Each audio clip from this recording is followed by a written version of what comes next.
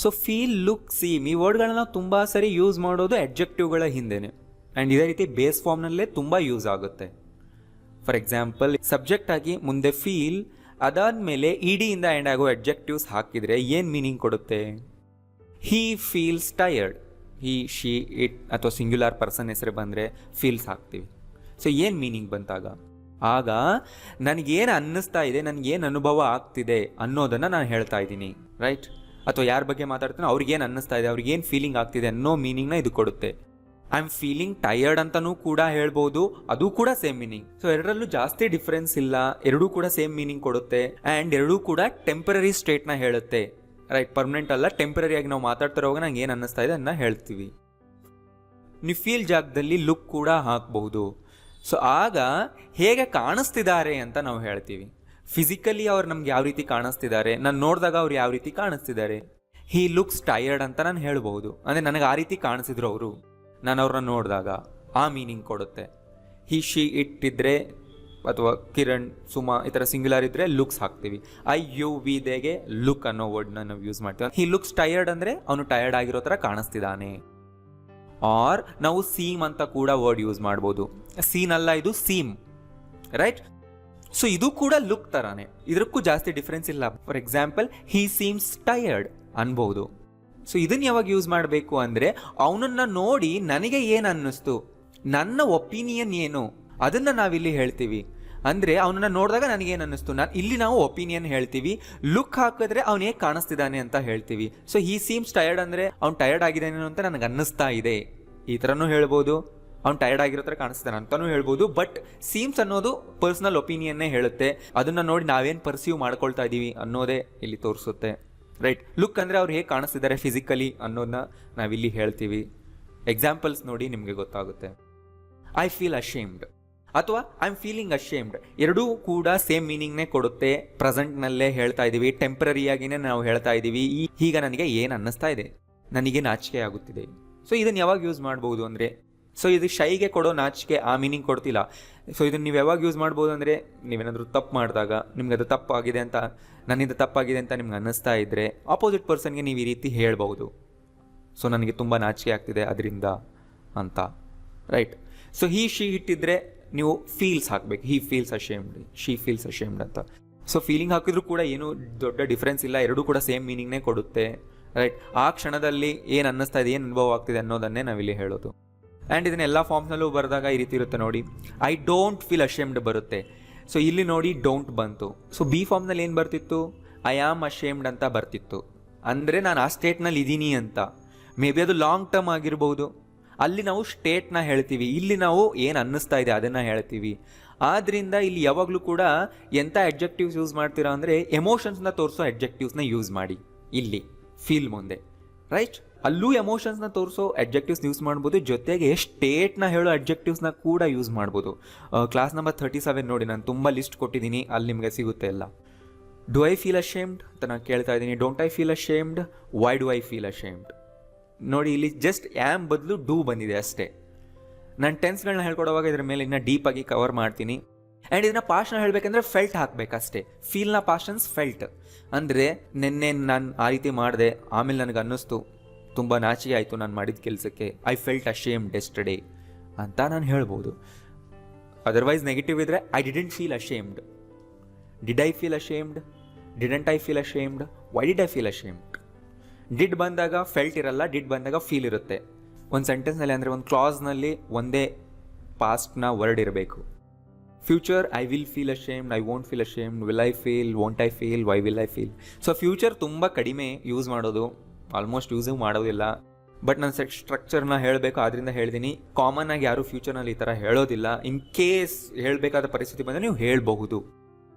I feel honoured ಅಂದರೆ ನನಗೆ ಗೌರವವೆನಿಸುತ್ತಿದೆ. So ನೀವೇನಾದರೂ ಒಳ್ಳೆ ಕೆಲಸ ಮಾಡಿರ್ತೀರ, ಆಗ ನಿಮಗೆ ಅಪ್ರಿಷಿಯೇಷನ್ ಮಾಡ್ತಾ ಇರ್ತಾರೆ, ನಿಮ್ಗೇನಾದರೂ ಪ್ರೈಸ್ನ ಕೊಟ್ಟು ಅಪ್ರಿಷಿಯೇಟ್ ಮಾಡ್ತಾರೆ, ರೈಟ್? ನಿಮ್ಗೇನಾದರೂ ಸನ್ಮಾನ ಮಾಡಿ ಅಪ್ರಿಷಿಯೇಟ್ ಮಾಡ್ತಾರೆ, ಆವಾಗ ನಿಮಗೆ ಗೌರವ ಅನಿಸುತ್ತಲ್ವ ನಿಮ್ಮ ಮೇಲೆ ನಿಮಗೆ, ಆವಾಗ ನೀವು ಈ ಥರ ಹೇಳ್ಬೋದು, right? They felt humiliated. So past ಇದೆ ಅಷ್ಟೇ, ಇದು ಅವರು ಅವಮಾನ ಪಟ್ಟರು. ನೋಡಿ, ದೇ ವರ್ ಹ್ಯುಮಿಲಿಯೇಟೆಡ್ ಅನ್ಬೋದು, ಅಂದರೆ ಅವರು ಅವಮಾನಿತರಾಗಿದ್ದರು, ರೈಟ್? ತುಂಬ ಹೊತ್ತಾಗಿರ್ಬೋದು ಅದು, ಅಲ್ವಾ? ದೆ ಫೆಲ್ಟ್ ಅಂದರೆ ಅವ್ರಿಗೇನು ಅನ್ನಿಸ್ತು ಇದನ್ನು ಮಾತ್ರ ನಾವು ಹೇಳ್ತೀವಿ. ಟೆಂಪ್ರರಿ ಇದು, ನೆನಪಿಟ್ಕೊಳ್ಳಿ. ಇನ್ನು ಮುಂದೆ ಬರೋ ಎಲ್ಲ ಸೆಂಟೆನ್ಸ್ನಲ್ಲೂ ಇದೇ ಮೀನಿಂಗ್, ಇದೇ ಐಡಿಯಾನೇ ಇರುತ್ತೆ. ಐ ಆಮ್ ಫೀಲಿಂಗ್ ಸ್ಟ್ರೆಸ್ಡ್, ನನಗೆ ಸ್ಟ್ರೆಸ್ಡ್ ಆಗಿ ಫೀಲ್ ಆಗ್ತಾ ಇದ್ದೀನಿ ನಾನು, ಅಥವಾ ಐ ಫೀಲ್ ಸ್ಟ್ರೆಸ್ಡ್, ಎರಡೂ ಕೂಡ ಹೇಳಿದ್ನಲ್ಲ ಆಲ್ಮೋಸ್ಟ್ ಸೇಮ್ ಮೀನಿಂಗ್ನೇ ಕೊಡುತ್ತೆ. ಐ ಫೀಲ್ ಎಕ್ಸಾಸ್ಟೆಡ್ ಟುಡೇ ಅನ್ಬೋದು. ನೋಡಿ ಕನ್ನಡ ಹೇಗೆ ಚೇಂಜ್ ಆಗ್ತಿದೆ. ಅಲ್ಲೇನಿತ್ತು ಐ ಆಮ್ ಎಕ್ಸಾಸ್ಟೆಡ್ ಅಂದರೆ ನಾನಿಂದು ದಣಿದಿದ್ದೇನೆ, ಇಲ್ಲಿ ನನಗೆ ದಣಿವಾಗ್ತಿದೆ ಅಂದರೆ ನನಗೆ ಆ ರೀತಿ ಅನ್ನಿಸ್ತಾ ಇದೆ, ಫೀಲ್ ಆಗ್ತಿದೆ ಅಂತ ಲಿಟ್ರಲಿ ನಾವು ಹೇಳೋದು ಫೀಲ್ ಅನ್ನೋ ವರ್ಡಿಂದ. I felt much more relaxed after the sleep. Radha seems bored today. ಇಲ್ಲಿ ನೋಡಿ ಸೀಮ್ಸ್ ಬಂತು. ಸೊ ರಾಧಾ ಅನ್ನೋದು ಸಿಂಗ್ಯುಲರ್ ಪರ್ಸನ್ ಹೆಸರು, ಆದ್ರಿಂದ ಸೀಮ್ ಬರಲ್ಲ, ಸೀಮ್ಸ್ ಬರುತ್ತೆ. ನಾನೀಗ ರಾಧಾ ನೋಡ್ತಾ ಇದ್ದೀನಿ, ಯಾಕೋ ಅವಳು ಬೋರ್ ಆಗಿರೋ ಥರ ಕಾಣ್ತಾ ಇದ್ದಾಳೆ ಅಂತ ನನಗೆ ಅನ್ನಿಸ್ತಿದೆ. ಸೊ ನಾನಿದನ್ನು ಈ ರೀತಿ ಹೇಳ್ಬೋದು ಕನ್ನಡದಲ್ಲಿ, ರಾಧಾ ಇಂದು ಬೇಸರಗೊಂಡಿರಬೇಕು ಅಂತ ನನಗೆ ಅನ್ನಿಸ್ತಿದೆ. ಇದು ಎಕ್ಸಾಕ್ಟ್ ಟ್ರಾನ್ಸ್ಲೇಷನ್, ಲಿಟ್ರಲ್ ಟ್ರಾನ್ಸ್ಲೇಷನ್ ಮಾಡಿದರೆ ಈ ರೀತಿ ಇರುತ್ತೆ. ಬಟ್ ನಾವು ಈ ಥರನೂ ಮಾತಾಡ್ಬೋದು. ನ್ಯಾಚುರಲ್ ಆಗಿ ನಾವು ಇದೇ ಥರ ಅಲ್ವಾ ಹೇಳೋದು ಕನ್ನಡದಲ್ಲಿ, ರಾಧಾ ಯಾಕೋ ಬೇಜಾರಾಗಿರೋ ಥರ ಕಾಣ್ತಿದ್ದಾಳೆ ಅಂತೀವಲ್ವಾ. ಸೊ ಇದು ಕೂಡ ಸೂಟ್ ಆಗುತ್ತೆ. ಮತ್ತು ನೀವು ಕೇಳ್ಬೋದು ಲುಕ್ಸ್ ಹಾಕಿದ್ರೆ ಅಲ್ವಾ ಇದು ಬರುತ್ತೆ ಅಂತ. ಎಸ್, ಲುಕ್ಸ್ ಹಾಕಿದ್ರೂ ಈ ಥರ ಬರುತ್ತೆ. ಸೀಮ್ಸ್ ಹಾಕಿದ್ರೆ ಫಸ್ಟ್ ಕನ್ನಡ ಸೆಂಟೆನ್ಸ್ ನಾನು ಏನು ಕೊಟ್ಟಿದ್ದೀನಿ ಅದು ತುಂಬ ಅಪ್ರೋಪ್ರಿಯೇಟ್. ಬಟ್ ತುಂಬ ಜನ ನಾವು ಸೆಕೆಂಡ್ ಸೆಂಟೆನ್ಸ್ನೇ ಜಾಸ್ತಿ ಯೂಸ್ ಮಾಡೋದು ಕಾಮನ್ ಆಗಿ, ಆದ್ದರಿಂದ ನಾನು ಅದನ್ನೇ ಕೊಡ್ತೀನಿ ಇನ್ಮೇಲಿಂದ. ಸೀಮ್ಗೂ ಕೂಡ ಕಾಣ್ತಿದ್ದಾಳೆ, ಕಾಣ್ತಿದ್ದಾನೆ ಅದೇ ವರ್ಡ್ ಕೊಡ್ತೀನಿ, ಯಾಕೆಂದರೆ ನಾವು ತುಂಬ ಯೂಸ್ ಮಾಡೋದು ಅದೇ ಆಗಿರೋದ್ರಿಂದ ನೀವು ಕನ್ಫ್ಯೂಸ್ ಆಗಬೇಡಿ, ನೀವೆರಡನ್ನೂ ಯೂಸ್ ಮಾಡ್ಬೋದು. ಬಟ್ ಲುಕ್ ಅಂದರೆ ನಮಗೆ ಹೇಗೆ ಕಾಣ್ತಿದ್ದಾರೆ, ಸೀಮ್ ಅಂದರೆ ಹೇಗೆ ಕಾಣ್ತಿದ್ದಾರೆ ಅಂತ ನಮಗೆ ಅನ್ನಿಸ್ತಿದೆ, ರೈಟ್? ಅಷ್ಟೇ difference. She doesn't seem pleased. So negative sentence ಅಷ್ಟೇ. ಶಿ ಇದ್ರೆ ಡಸಂಟ್ ಹಾಕಬೇಕು, ಹೇಳಿದ್ನಲ್ಲ ನಾನು ಆಗಲೇ. He, she, it singular person ಇದ್ರೆ ಡಸಂಟ್ ಹಾಕಿ, ಅದರ್ವೈಸ್ ಡೋಂಟ್ ಹಾಕಿ. ನೀವು ಮುಂದೆನೂ ಕಲಿತೀರಾ. ಅಂದರೆ ಅವಳು ಸಂತೋಷ ಪಟ್ಟಂತೆ ಕಾಣ್ತಿಲ್ಲ ಅಂದರೆ ನನಗನ್ನಿಸ್ತಿಲ್ಲ ಆ್ಯಕ್ಚುಲಿ ಇದು, ಬಟ್ ನಾನು ಈ ವರ್ಡೇ ಹಾಕಿದ್ದೀನಿ ನಿಮಗೆ ಈಸಿಯಾಗಿ ಅರ್ಥ ಆಗಲಿ ಅಂತ. ಇದು ಕೂಡ ಓಕೆ. ರವಿ ಸೀಮ್ಡ್ ಎಜಿಟೇಟೆಡ್. ಅವನು ಆ ರೀತಿ ಕಾಣಿಸ್ದ, ನಾನು ನೋಡಿದಾಗ ನನಗನ್ನಿಸ್ತು, ಆ್ಯಕ್ಚುಲಿ ನನಗನ್ನಿಸ್ತು ಅವನು ಆ ರೀತಿ ಇದ್ದ ಅಂತ. You seem disturbed, what's the matter? Look at Kiran, he looks scared. He looks scared ಅಂದರೆ ಅವನು ಹೆದರ್ಕೊಂಡಿರೋ ಥರ ಕಾಣ್ತಿದ್ದಾನೆ, ರೈಟ್? ಅವನು ಹೆದರ್ಸೋ ಥರ ಇದ್ದಾನೆ ಅಂತಲ್ಲ. ಇಲ್ಲಿ ತುಂಬ ಜನ ಕನ್ಫ್ಯೂಸ್ ಆಗ್ತಾರೆ. ಹಿ ಲುಕ್ಸ್ ಸ್ಕೇರ್ಡ್ ಅಂದರೆ ಅವನು ಬೇರೆಯವ್ರಿಗೆ ಹೆದರ್ಸೋ ಥರ ಕಾಣ್ತಿದ್ದಾನೆ, ನೋ. ಮತ್ತು ಅದಕ್ಕೇನು ಹೇಳಬೇಕು? ಹಿ ಲುಕ್ಸ್ ಸ್ಕೇರಿ ಅನ್ಬೇಕು, ರೈಟ್? ಸೊ ಆ ಮೀನಿಂಗ್ ಬರುತ್ತೆ. ಸೊ ಆವಾಗ ಅವನು ಬೇರೆಯವ್ರಿಗೆ ಭಯ ಪಡಿಸೋ ಥರ ಕಾಣ್ತಿದ್ದಾನೆ, right? She felt encouraged by their promise of support. So ನೀವು ಕ್ಲಾಸ್ ನಂಬರ್ 37 40 ನೋಡಿಲ್ಲ ಅಂದರೆ ಹೋಗಿ ನೋಡಿ, ಅಲ್ಲೆಲ್ಲ ನಾನು ಇದರ ಬೇಸಿಕ್ಸ್ ಹೇಳ್ಕೊಟ್ಟಿದ್ದೀನಿ, ರೈಟ್? ಇವತ್ತು ಸ್ವಲ್ಪ ಅಡ್ವಾನ್ಸ್ಡ್ ಕ್ಲಾಸ್ನ ಹೇಳ್ಕೊಡ್ತಾ ಇದ್ದೀನಿ. I felt much energised after my holiday. He felt embarrassed in front of his parents. She felt an overwhelming urge to tell everybody. Urge ಅಂದರೆ ಏನಾದರೂ ಒಂದು ಮಾಡಲೇಬೇಕು, ಹೇಳಲೇಬೇಕು ಅನ್ನೋ ಒಂದು ಟೆಂಪ್ಟೇಷನ್, ಅರ್ಜೆನ್ಸಿ ಅಂತೀವಲ್ವಾ. ಓವರ್ವೆಲ್ಮಿಂಗ್ ಅಂದರೆ ಅವಳಿಗೆ ತಡ್ಕೊಳಕ್ಕೆ ಆಗದೆ ಇರೋಷ್ಟು ಅರ್ಜ್ ಆಯಿತು, ಯಾರಿಗಾದ್ರೂ ಇದನ್ನು ಹೇಳಲೇಬೇಕು ಅಂತ. This soup tastes disgusting. Okay, ಇಲ್ಲಿ ನೋಡಿ ಟೇಸ್ಟ್ ಅಂತ ಬಂತು.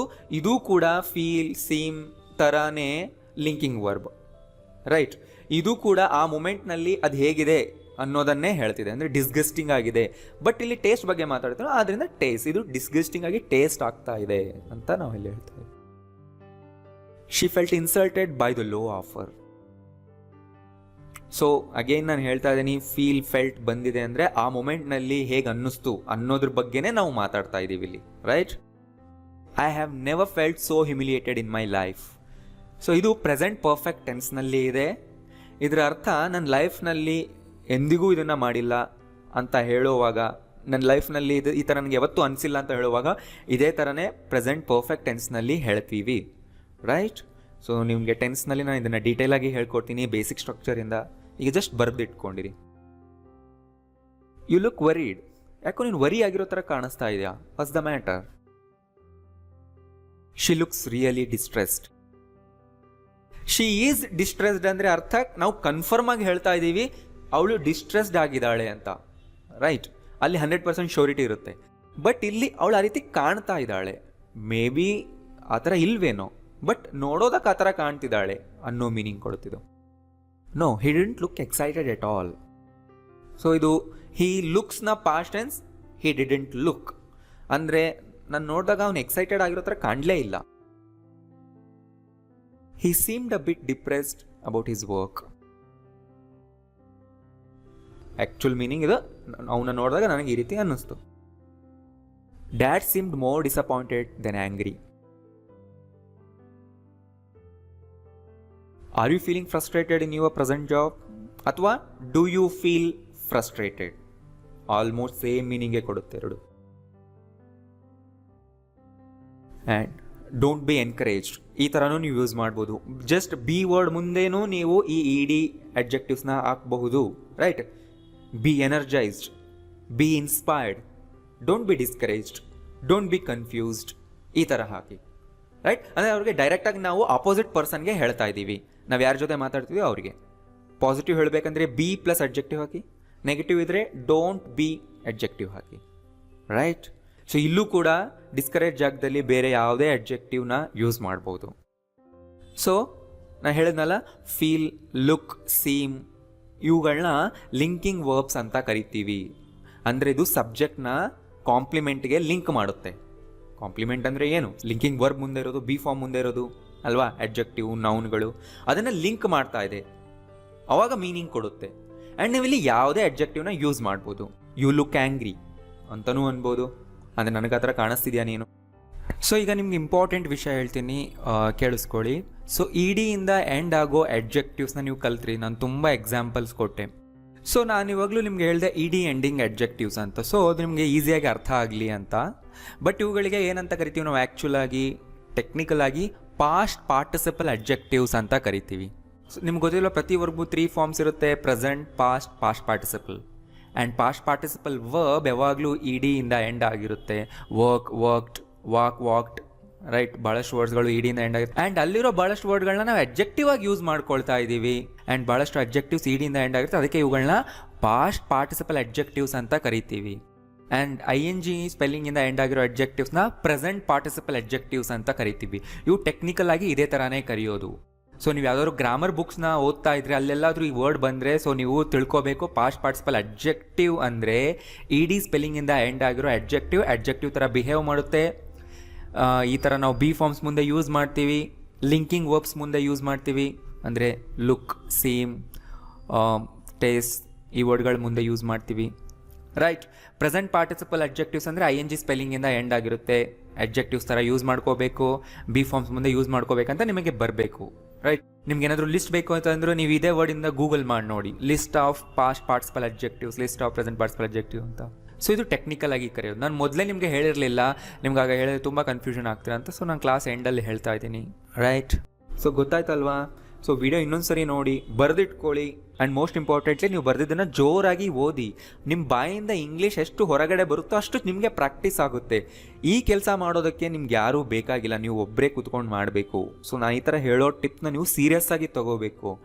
ನಾನು ಮಾಡ್ತೀನಿ ಅಂತ ನೀವು ಬಿಡ್ತಾ ಹೋದರೆ ಆ ಟೈಮ್ ಯಾವತ್ತೂ ಬರೋದಿಲ್ಲ, ರೈಟ್? ಎವ್ರಿ ಡೇ ನೀವೊಂದು ಸೇಮ್ ಟೈಮ್ನ ಇಟ್ಕೊಳ್ಳಿ. ನಾನು ಏನು ಹೇಳ್ತೀನಿ ಅಂದರೆ ನೀವು ಅರ್ಲಿ ಮಾರ್ನಿಂಗ್ ಇಟ್ಕೊಳ್ಳಿ. ಎವ್ರಿ ಡೇ ಅರ್ಲಿ ಮಾರ್ನಿಂಗ್ ನನ್ನ ವೀಡಿಯೋಸ್ನ ನೋಡಿ. ನಾನು ಯಾವಾಗಾದರೂ ಅಪ್ಲೋಡ್ ಮಾಡಲಿ, ನೀವು ಅರ್ಲಿ ಮಾರ್ನಿಂಗ್ ಒಂದು ಟೈಮ್ ಇಟ್ಕೊಳ್ಳಿ. ನಾನು ಅಪ್ಲೋಡ್ ಮಾಡದೇ ಇದ್ದಿದ್ದ ದಿನ ಹಳೆಯ ವೀಡಿಯೋಸ್ನ ರಿಪೀಟ್ ಮಾಡಿ ನೋಡಿ, ಅದನ್ನೇ ಪ್ರಾಕ್ಟೀಸ್ ಮಾಡಿ, ರೈಟ್? ಸೊ ನಿಮ್ಗೇನಾದರೂ ನಾನು ಹೊಸದು ಕಲ್ತಿದ್ದೀನಿ ಅಂತ ಅನಿಸಿದರೆ ಲೈಕ್ ಮಾಡಿ, ಎಲ್ಲರಿಗೂ ಇದನ್ನು ಶೇರ್ ಮಾಡಿ. Thank you.